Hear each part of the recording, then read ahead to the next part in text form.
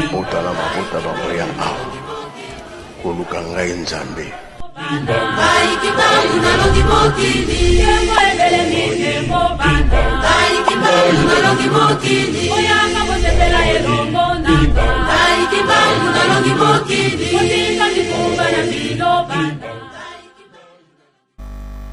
Au nom du Père, du Fils et du Saint-Esprit. Mot de circonstance prononcé par le directeur de cabinet du chef spirituel et représentant légal de l'Église kimbanguiste à l'occasion des festivités du 24 décembre 2025, date marquant le 66e anniversaire de la reconnaissance officielle de l'Église kimbanguiste par le pouvoir colonial belge. Révérends membres des collèges exécutifs nationaux ici présents, chers présidents et directeurs généraux des mouvements, associations, services et groupes ici présents, très chers membres du groupe théâtral kimbanguiste GTKI, en sigle, distingués invités, à vos titres et qualités respectifs, tout protocole observé. Chers papas et mamans kimbanguistes, Sa divinité Papa Simon Kimbangu Kiangan, chef spirituel et représentant légal de l'Église kimbanguiste, nous a chargé de prendre la parole du haut de cette tribune pour vous souhaiter en son nom la bienvenue ici en Kamba Nouvelle-Jérusalem, ville natale de son grand-père Papa Simon Kimbangu, ville sainte, berceau du kimbanguisme et siège international de l'Église kimbanguiste, à l'occasion des festivités marquant le 66e anniversaire de la reconnaissance officielle de notre chère Église par le pouvoir colonial belge le 24 décembre 1959. Ce jour glorieux et historique, comme vous le savez, reste pour tous les kimbanguistes un jour mémorable, car c'est un jour de victoire et de libération. Le chef spirituel et représentant légal de l'Église kimbanguiste, sa divinité Papa Simon Kimbangu Kiangan, s'est réjoui de la présence nombreuse de ses enfants du groupe théâtral kimbanguiste en particulier et de tous les croyants et sympathisants kimbanguistes en général, venus par milliers en Kamba Nouvelle-Jérusalem pour glorifier le Saint-Esprit, Papa Simon Kimbangu, et honorer ce jour de grands souvenirs. Sa divinité, Papa Simon Kimbangu, s'en réjouit, d'autant plus qu'au regard de votre volonté de toujours accomplir vos devoirs, de vos apports fructueux et inlassables, vous participez en modèle à la construction d'un Kamba Nouvelle-Jérusalem. Point n'est besoin de revenir sur l'histoire relative à l'arrestation de Papa Simon Kimbangu, à son jugement et à sa condamnation à mort par le Conseil de guerre de Tesseville le 3 octobre 1921. De même qu'il n'est pas nécessaire de rappeler les souffrances de 37 000 familles reléguées au loin pour avoir soutenu la cause juste défendue par l'envoyé spécial de notre Seigneur et Sauveur Jésus-Christ de Nazareth, qui se sacrifia afin que l'homme noir en particulier et l'homme opprimé en général soient libres et indépendants. 24 décembre 1959, 24 décembre 2025, voici exactement 66 ans, jour pour jour, et dans l'intervalle de plus d'un siècle du kimbanguisme, que sa divinité, Papa Simon Kimbangu Kiangani, prône le bon coco, avec notamment la construction du grand mémorial devant abriter, conserver, exposer et afficher tous les reliques et vestiges de l'histoire de 37 000 familles désarrêtées et reléguées, ou encore de 150 000 martyrs kimbanguistes l'incolé, une manière de nous réapproprier de notre histoire et de nos valeurs authentiques. Voilà ce qui accorde en supplément un sens glorieux à ce jour du 24 décembre que nous célébrons aujourd'hui. La persécution des kimbanguistes avait traversé les frontières, s'exécutant dans plusieurs pays voisins, notamment en République d'Angola, en République du Congo, qui ont vu les disciples de Papa Simon Kimbangu être arrêtés, relégués et emprisonnés dans d'autres pays comme le Tchad et le Centrafrique. C'est pourquoi la reconnaissance officielle de l'Église par le pouvoir colonial belge confirme que la lutte de Papa Simon Kimbangu était menée pour une cause noble. 59 vers sonner l'heure de la libération et de la victoire qui offrit à tous les croyants et sympathisants kimbanguistes le sentiment de légitime de joie et d'émotion, ayant été témoin de la concrétisation de la prophétie de Papa Simon Kimbangu. Nous profitons de cette occasion pour rendre hommage aux 37 000 familles qui ont été arrêtées et déportées, ainsi qu'aux 150 000 martyrs qui ont sacrifié leur vie pour la défense et la sauvegarde de l'œuvre salvatrice de Papa Simon Kimbangu, qui, seul au monde, a su insuffler la prise de conscience et de l'éveil du nationalisme congolais et africain, avec comme de facto la reconnaissance officielle de l'Église kimbanguiste acquise le 24 décembre 1959, suivie des indépendances politiques tant dans notre pays qu'en Afrique tout entière. C'est pour cela que Papa Simon Kimbangu est unanimement reconnu comme le précurseur incontesté des indépendances africaines.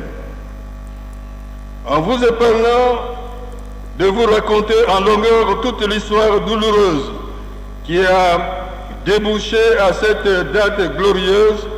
que nous célébrons aujourd'hui, sa divinité, Papa Simon Kimbangu Kiangani, recommande à tous ses enfants, membres du groupe théâtral kimbanguiste ici présents, ainsi qu'à tous les croyants kimbanguistes à travers le monde, de tourner avant tout et très affectueusement leurs pensées à nos chers papas et mamans kimbanguistes. Avant de clore ces mots de circonstance, nous exprimons la maman kimbanguiste. Avant de clore ces mots de circonstance, nous exprimons la profonde gratitude de sa divinité, Papa Simon Kimbangu Kiangani, à l'endroit de son Excellence Félix Antoine Tshisekedi Tshilombo, président de la République, chef de l'État, pour la paix sans laquelle nous ne pouvons être ici pour commémorer ce 66e anniversaire. Que vive l'Afrique, que vive la République démocratique du Congo, que vive son Excellence Félix Antoine Tshisekedi Tshilombo, président de la République et chef de l'État, que vive l'Église de Jésus-Christ sur la terre par son envoyé spécial, Papa Simon Kimbangu. Que vive Papa Simon Kimbangu. Que vive sa divinité, Papa Simon Kimbangu Kiangani. Que vive la date du 24 décembre. Que vive le groupe théâtral kimbanguiste. Papa Oye, Papa Oye, Papa Oye. Nous vous remercions.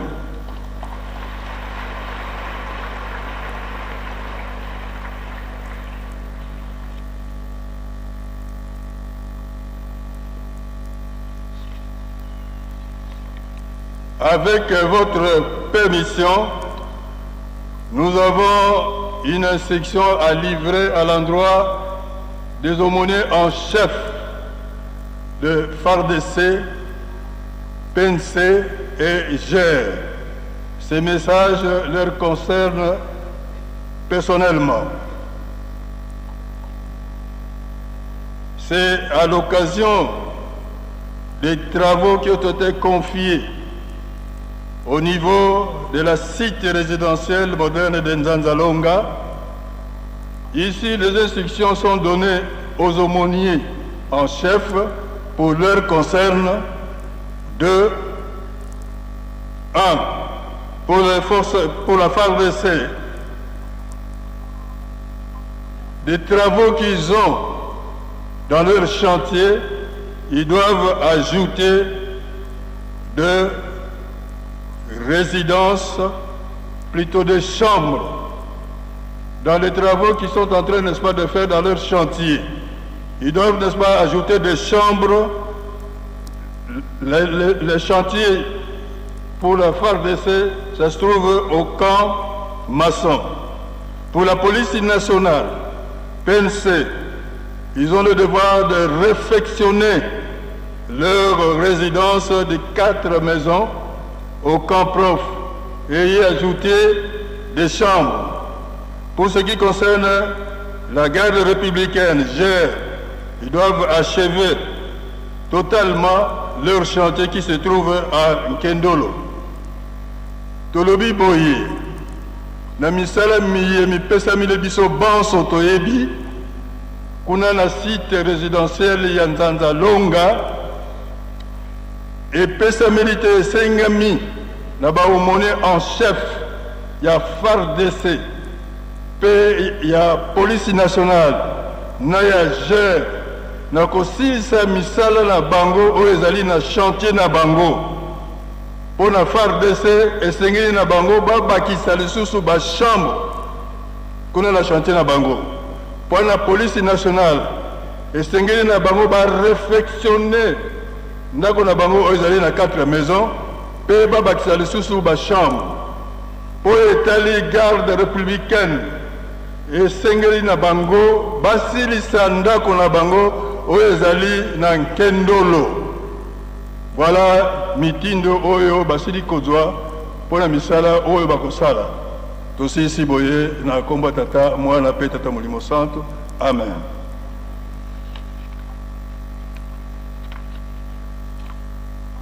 Na kombo ya Nzambe tata ya mwana pe tata Molimo Santo, tolandi banso message mot de circonstance oyo Papa révérend directeur du cabinet auti ko livrer na biso nyonso etika tobongisa maboko totonda yango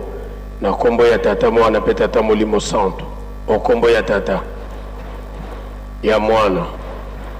tata Molimo Santo yambo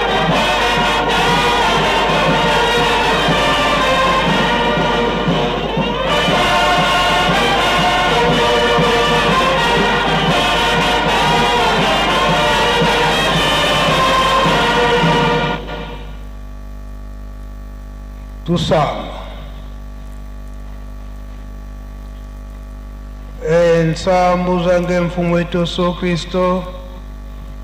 yozola kwa kitata nzambi wase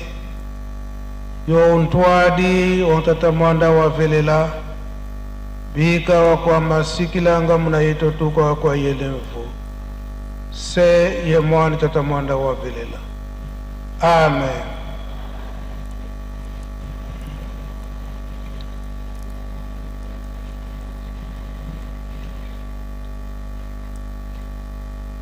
nkombo ya tata ya mwana pe tata molimo santo.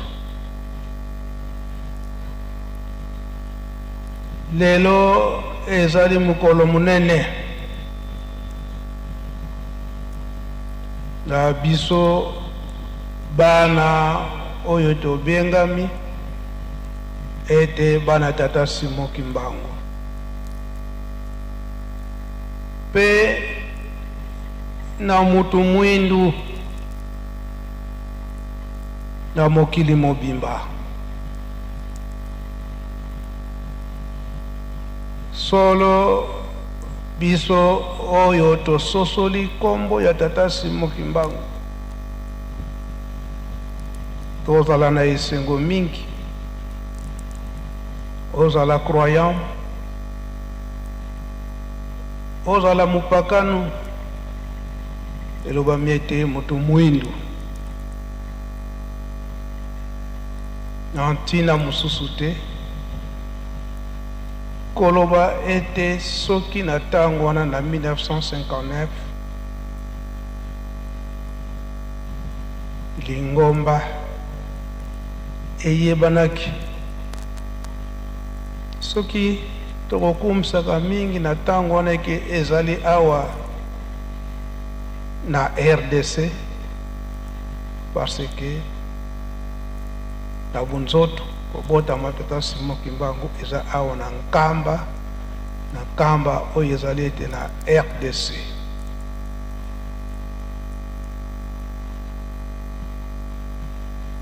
Kotala mingi lelo yo tozali kotambisa na tata Simon Kimbangu Kiangani kotambisa na papa Simon Kimbangu Kiangani elakisi ete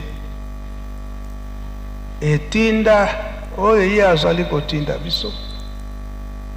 pe baloba nyonso oyo ye azali koloba na biso ezali nde kouta na batata na ye.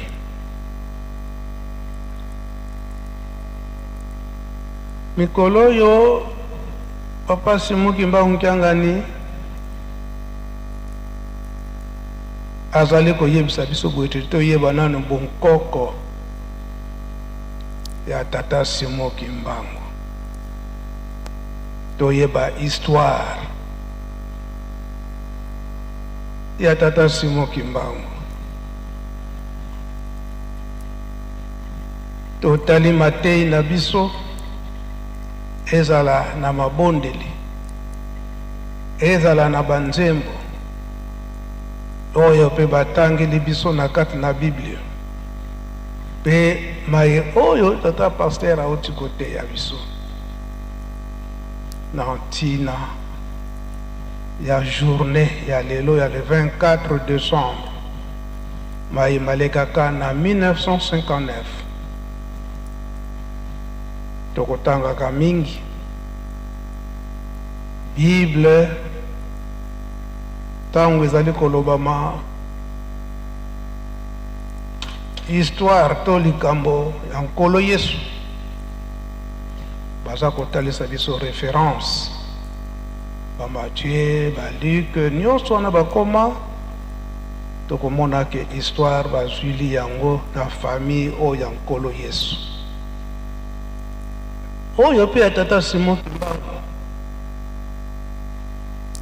bakotalela yango kaka na oyo na famille tata Simon Kimbangu na oyo pe bafandaki na ye tokoyelaka na kati na Yerusalemi na ba evenema nyonso wana koya koyeba histoire yango ezalaki ndenge nini yango bakolobaka na biso boye soki ntango ya ndako ya Nzambe ekoki ngonga ebeti yambo ya mibale biso nyonso tokomaka tranquille kolanda ndenge nini makambo nyonso ekoleka tina mosusu te ya kozongela makambo nyonso wana pamba te papa pasteur ndenge ateyi biso azwili biso liboso na likambo oyo eza na kati na Bible ya tata Nzambe ndenge nini likambo oyo tofandeli ngai na yo awa elongwe kuna na musika na poso pembe eye aona biso soki totali malamu na Abraham elaka ezalaki okende bowumbu oyo pe histoire tata Simon Kimbangu elaka ezalaki na nkolo Yesu akolongola yango na baninga na biso oyo bazwa un quart akotinda yango na bato oyo bakozwila yango litoma oyo bakobatela yango malamu kamata Simon Kimbangu ye molimo mosantu soki totali malamu na mokolo na lelo kino lelo yo tata Simon Kimbangu nani batie na esika wana te ya kotia molimo mosantu kasi baza kobunda na yango likambo yango soki bazali kobunda na yango kotala nanu oyo biso bapesaki biso yango sike toza kobatela yango malamu toza kosalela yango malamu kasi bapapa si baloba deja eke pouvoir spirituel oyo eya na Yerusalemi papa diangenda alobi yango ete ezali éternel jeteki eske toyebi likambo toyebi yango te papa mfumu Nlongo alobaki te alobaki yango te to répondre biso nyonso alobaki te alobaki yango te alobaki yango likambo yango etikali pa ya nani ye na motambolisi nani ye te mokokosibilaka ye wana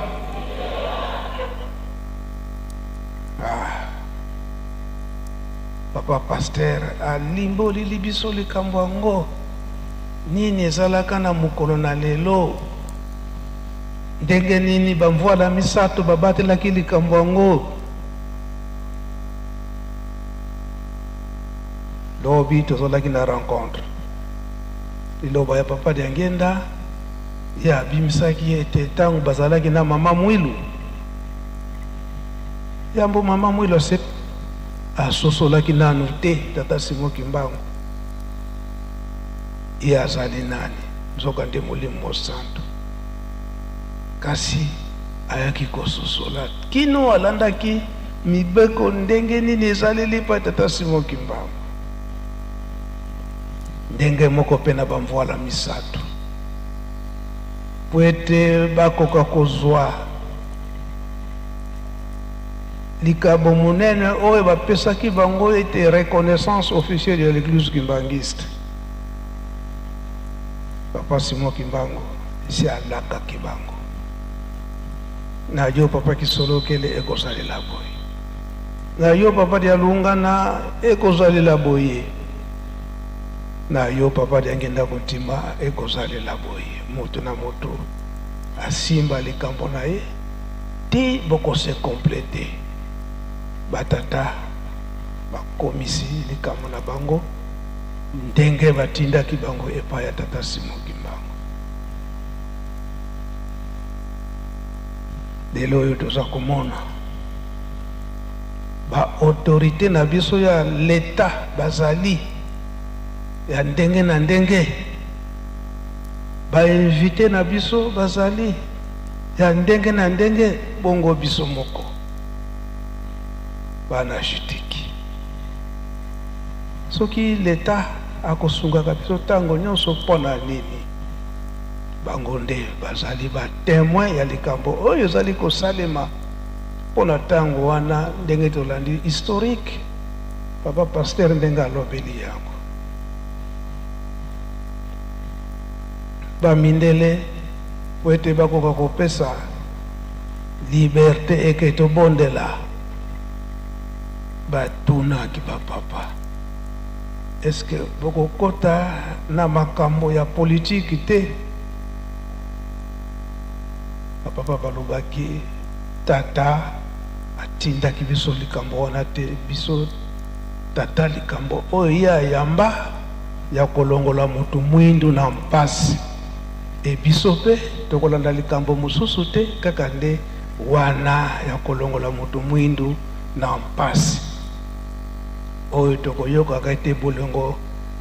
ya 1956 tango wana babandaki kotuna bango motuna wana. Papa Mfumu Longo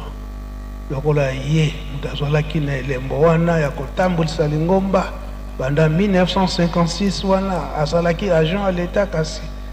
kokende kozonga kosamba na babiro ya l'état époque coloniale, kotuna ye kaka mutuna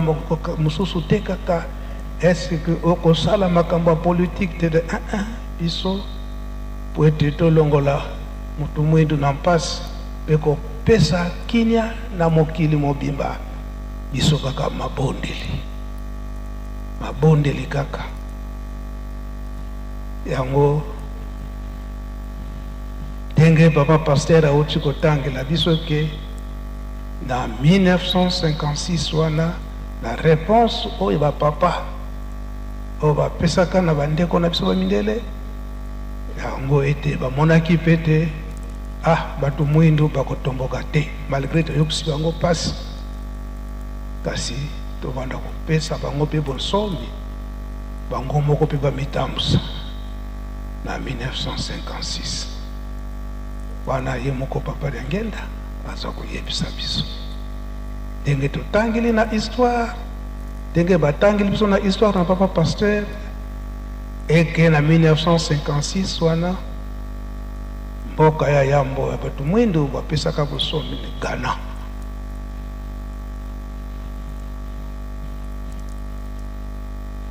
Pona nini koloba ete bapapa balobaki ete biso soki tozwi bonsomi mubulu ekozala te na biso bato mwindu? Kasi bapindele lokola bayebi likambo yango balongo mpe basambelaka baza mpe bato ya Nzambe. Tunanaka eskalo kambo yango eza mpenza ndenge wana, eza ndenge wana lokola bato bana ya Simon Kimbangu balobi ndenge wana bango mpe akokosaka te. Tala yango emonani ke mutu mwindu azwi bonsomi yango tata pasteur quelque part aye kote ya biso eke na 1958 wana ndenge le 4 janvier 59 pardon, ndenge le 4 janvier ezalaka eke bato basali mobulu na Kinshasa na bamindele, Papa Lyangenda akendaki kosamba lisusu po ye mutu aseportaki garant eke jamais tokoki kosala révolte, jamais tokoki kosala revanche na oyo bosali biso likambo na biso kaka mabondeli, kosambela, kopesa kinya na mokili mobimba. Bokende kotala soki bomoni kimbangiste moko ata na cachot na prison côte c'est plus loin, mais na cachot botala ala pakandai. Kasi lelo oyo biso bakimbangiste totikali lisusu na ndenge wana te. Lelo oyo soki mutuna wana eye bakotala bisika nyonso ya mpasi bakona komona totondi yango batata baza kolamusa biso totika ya mabe nyonso wana. Ndenge Papa Mfumu Longo, Papa Simon Kimbangu Kyangani apameli likambo ya mabina, Papa Lyangenda apamelaka likambo wana. Molato yango imemaka biso na mabina.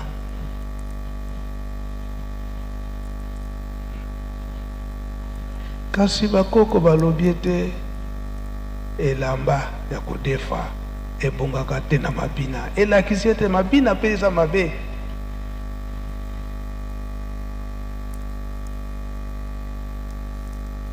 yango tozali bana mapamboli tokoloba mingi te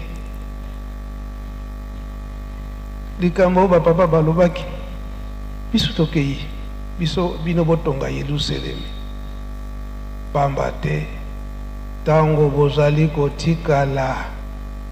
ngonga kutu ya komela mwa mai bokosala nango te ngonga ya kolia bokosala nango te po okende kolala fo oyiba ngonga po okende kolala muke nzoka nde tozala nzoto befo epema ezali komona na lelo oyo lelo mokolo munene tata molimo santo papa Simon Kimbangu Kiangani ali papa Mbenza yokende pamba te nazali kozela papa ya minene oyo bazali koyela ngai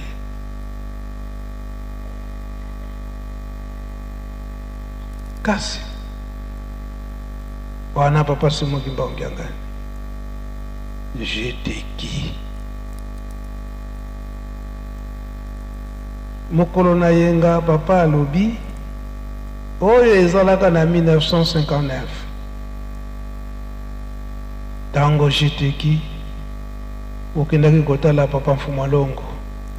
oyo bazalaka na tango wana bayebaka te eke likambo ndenge wana ezalaki kokende na mokonzi oyo ya bonzambe kokende na banyama oyo ya botosi ndenge bomemaka bapigeon wana boyebi histoire ndenge papa alobelaki yango bapesi bino ordre ete bapigeon wana bosala signe ya kobwaka yango likolo bapigeon ekendaki koloba ete eke kopanza sango na mokili mobimba soki totali malamu histoire mingi oyo ya lingomba biso nde bajeteki tokopanza yango ndakisa bosali programme soki tobimi boza na théâtre jeteki groupe théâtral kimbangiste kolakisa ete likambo yango ndenge nini ezalelaki na mtango wana soki totali bambuta ya jeteki baza wana tango bakendaki na papa Mfumalongo likambo wana ndenge esalemaki bapigeon ekei kolakisa ete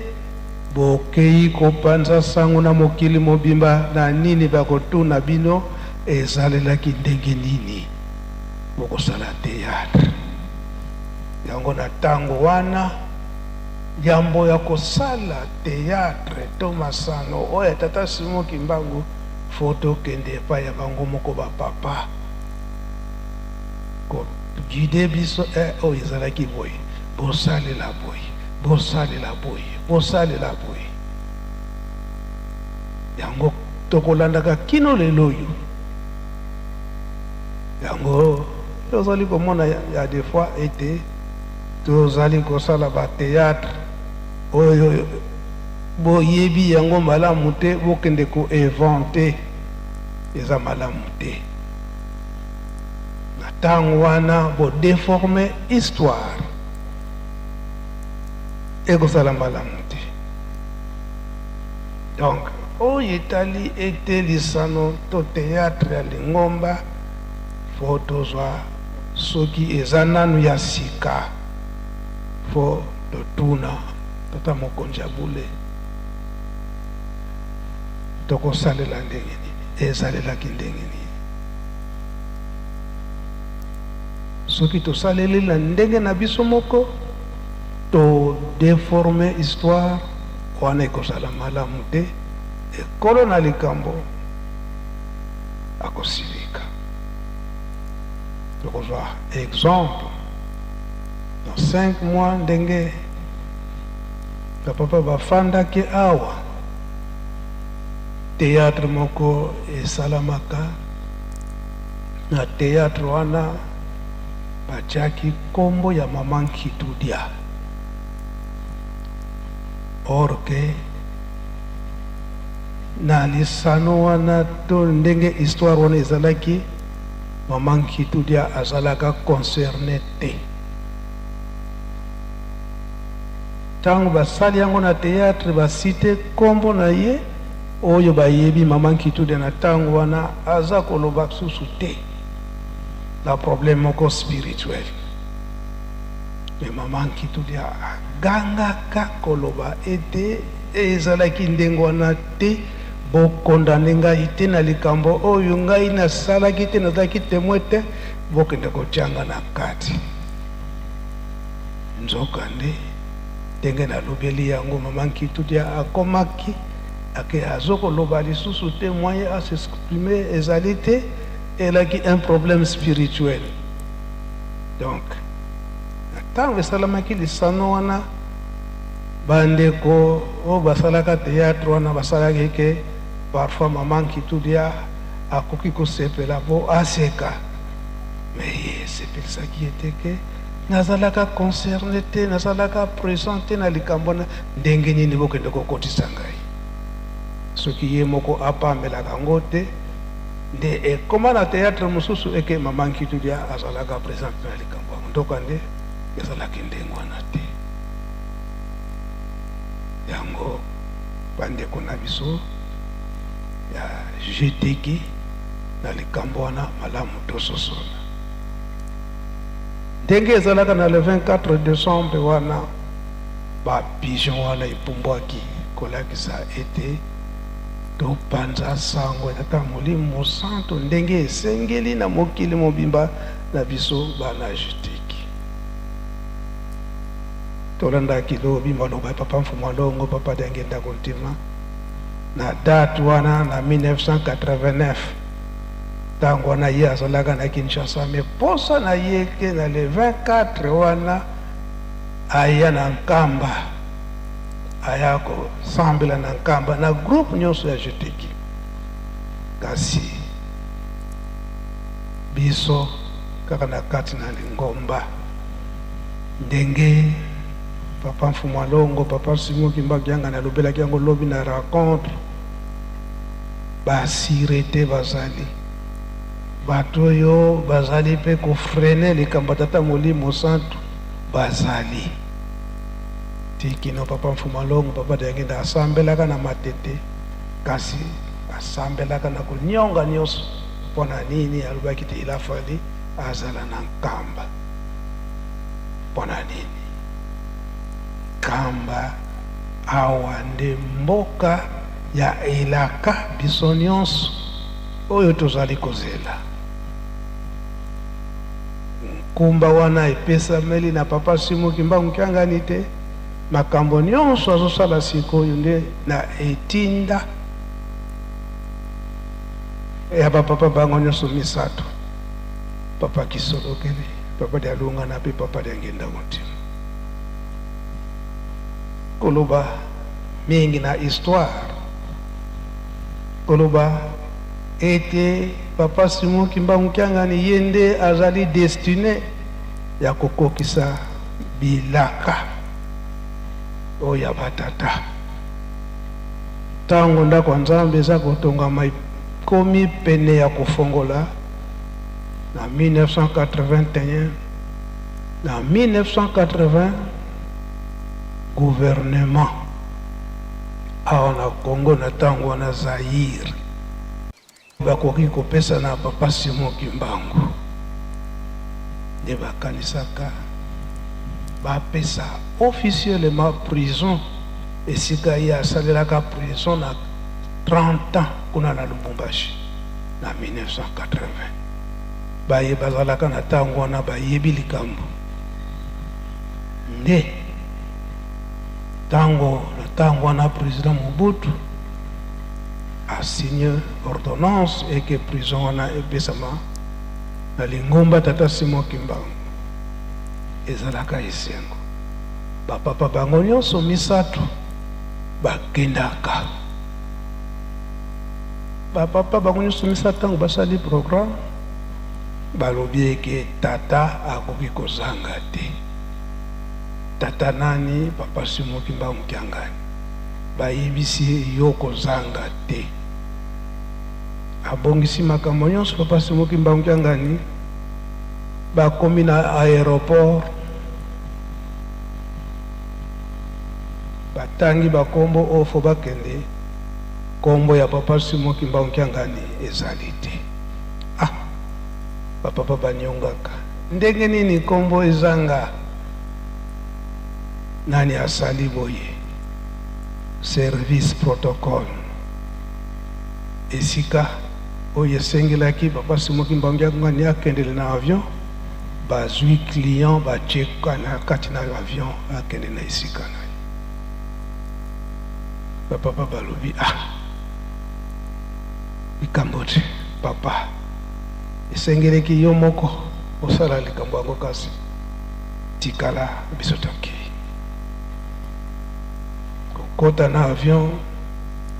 batala motu afongoli pake ya cigarette bandi komela cigarette mais biso nyonso toza na Kimbangiste yo okoti awa ndenge nini nasombaki biye nanga na service protocole salaki na bapapa mpasi kambote bapapa bakendaki kokoma kuna cérémonie nyonso eleki mpona bozongi bakota na avion bapilote bamonike moyen kokende ezali te pamba te emonani ete avion ezali signe ke ya un danger nde nazoloba boye bapapa tokemboso bazalaka nyonso wana mpona nini oyo babongisila likambo azali négligé Papa Simoki Mbangu Kiangani mbala moko batali bavérifie groupe électrogène ezalaki na kati mpona presse mwa essence ezalaki na kati nde bavide essence nyonso mais yambo esalama ndenge wana avion epumbwaki déjà ekomi na mwa attitude kesala taxi e danger wali koremarke baye kozonga na tarmac koloba ete likambo ezali bazongi na Kinshasa kaka na 1980 wana awa misala ya ndako ya Nzambe eza koshofe ngai natikalaki awa ngai Papa Mbenza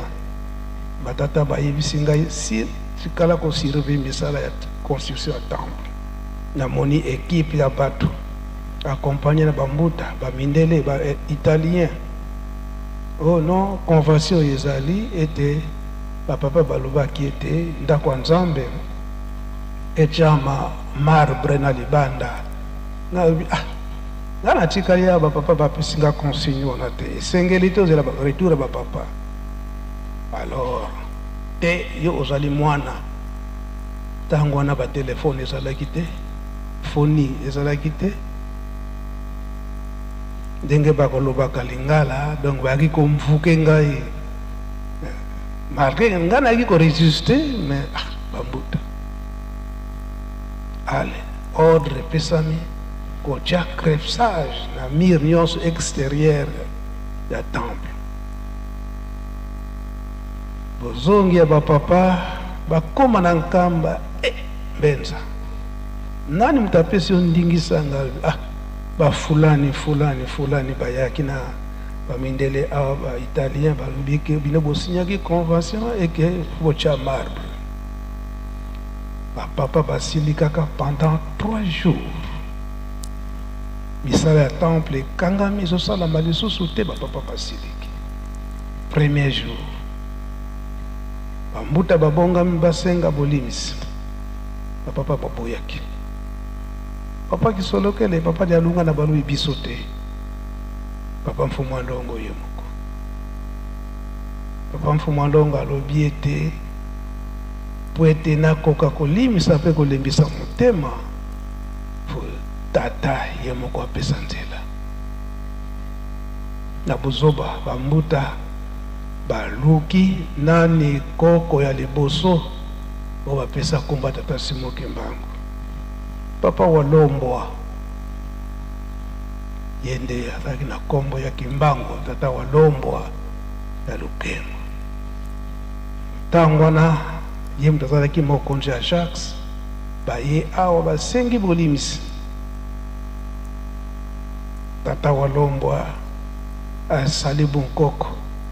bapapa balobi ke awa eza makambo bunkoko te, awa eza likambo nde ya tata Molimo Santu ya Nzambe. Wana papa Simon Kimbangu Kiangani ntango batiki ye bwa akende Lubumbashi te, lokola ye amasanaka mingi kuna na Chikapa, nde akendaka kuna na Chikapa. Bengisi ye mbangu na monsieur Angelou ke awa bapapa bazoya kosilika ke avant kanda na bango isila yo omonana. Wana papa Simon Kimbangu Kiangani abandaki kosala na mundele moka portugais monsieur Mendes, nde baluwaka petit porteur kuna na Kananga.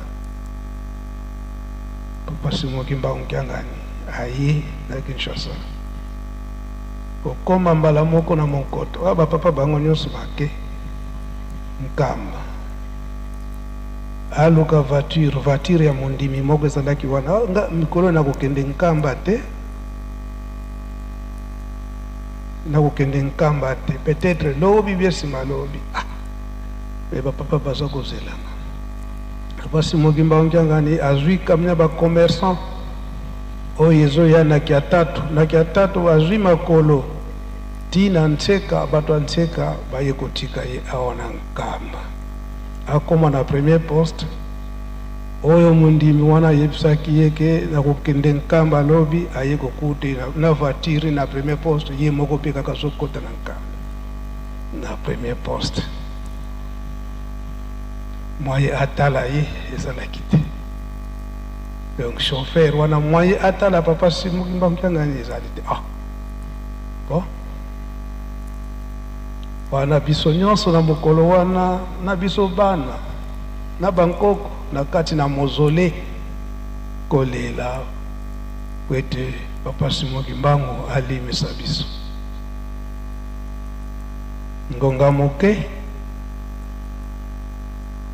papa Diangenda a respiré makasi bobiki potata esi abimi aye. Biso nyonso tofungoli miso totala na porte ya mozole soki papa Simon Kimbangu akobimila wana. Totala papa Simon Kimbangu Kiangani na bubu na ye pe na boso na kate bubu wana ya bleu yende asenga kabolimisa. Wana nani jeteki wana nani tobeta nani maboko na likambona.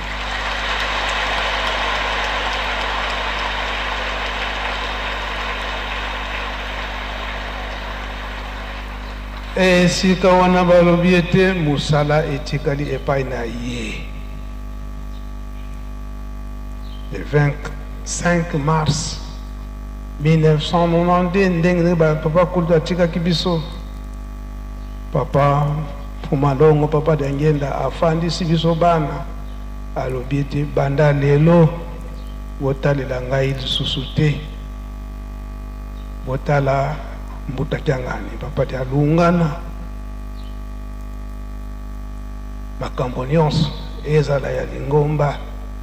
ezala ya famille yende mutakotambusa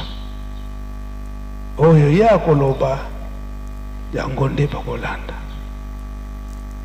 Papa Dialungana tutikali na ye ndenge papa Fumalongo pe na 8 juillet kaka na ane wana akendaki na ye nde papa Dialungana à le 16 août l'an 2001 afandisi papa Simon Kimbangu Kiangani kolakisa mosala na ye yambo kutu afandisa ye na le 12 septembre 1999, donc 1999 biso moko tomonaki ndenge papa Dialungana alobaki ete inauguration ya temple ya Lubumbashi ngai te mna kokende tata muta kokende po yende mutabandaki likambo na ye ye mpe akosilisa likambo na ye. Kinshasa, Nkamba, Lingomba Mobimba, biso nyonso ba témoin. Ndenge nini papa Dialunga na atindaki papa Simon Kimbangu Kiangani pweto akende kofongola ndako ya Nzambe oyo etongamaki kuna oyo tobengi centenaire na Lubumbashi. Libondeli ya papa Mfuma Mbanza na mokolo wana na le 12 septembre 1999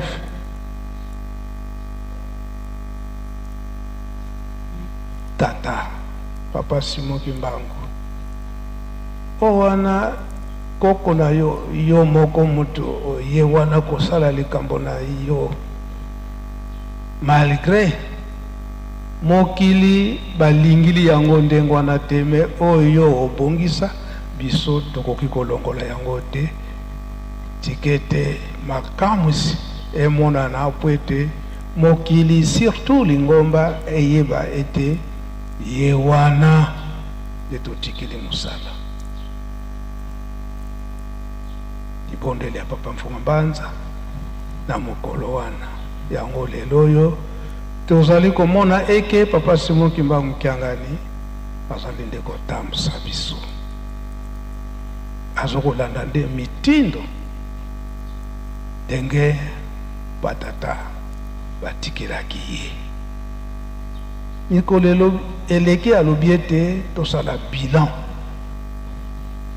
ya biso bakimbangisi tokosala na ntina mosusu te. O musala o batikeli ye eske tozali kolanda ndenge ye azali kotindela biso ndenge mate toyoki na mokolo na lelo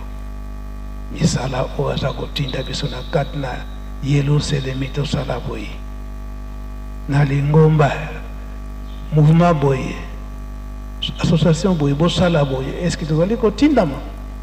to tozali koyoka masengene ya bato tozali kolanda na masengene ya bato totika kolanda masengene ya bato jeteki bokolimisa biso nazo prendre bino à peu près 30 minutes pongonga si ekei musala eza kozela biso et ce qui totali quelque part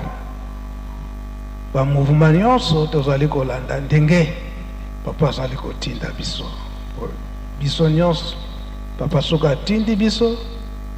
ba réalisation eza komona lobi totali ndenge bandeko na biso ba dirigeant mukumba munene bapesi bango oyo ya suite industrielle na ba machine ndenge koti tolemba te jeteki boza mpe na mosala oyo batindi bino kasi nzembo oyo boza na kokota nango ntango boza kokota tozali kolanda bino nzembo oyo bino boza koyemba tozali kokota na mbanza ya mpa mbanza ya nsilulu jeteki soki boyebi nanu koyemba toyoka vana bino boyemba ngo avec mélodie toyoka makambo nini eza na kati mbanza ya nsilulu mboka ya bilaka mosusu te oyo nde Yelusalemi.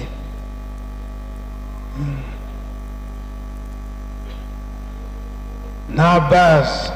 na batenor bavwana bino nyonso wana chaque voix eza na liloba nango ezali koloba na ntina ya mboka oyo ya Yelusalemi.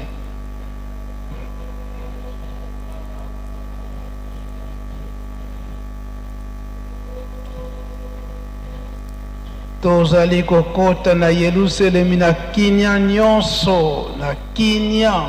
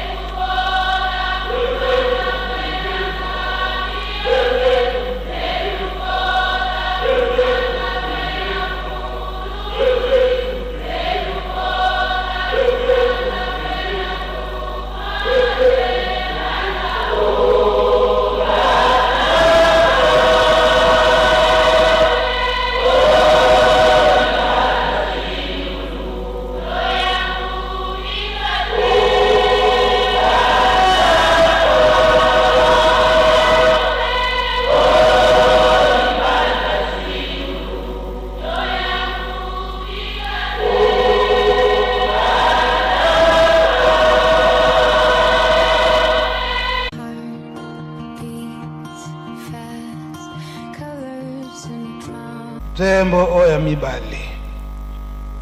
oyo tosenga kibino tata Molimo Santo Papa Simo Kimbangiangani oya sengi biso. Jeteki nzembo ya mibale toyebi ete Yerusalemu muta yemba kango mingi mebino pe boyemba kango mingi boyebi yango malamu.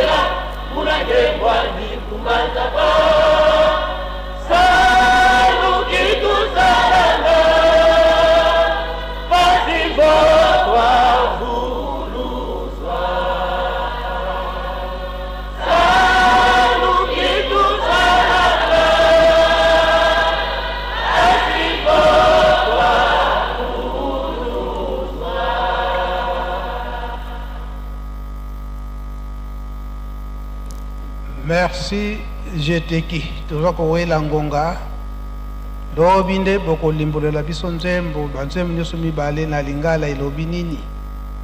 me nzembo ya suka ilobi ete musala oyo tozali kosala kotolonga lingomba ya tata Simo Kimbangu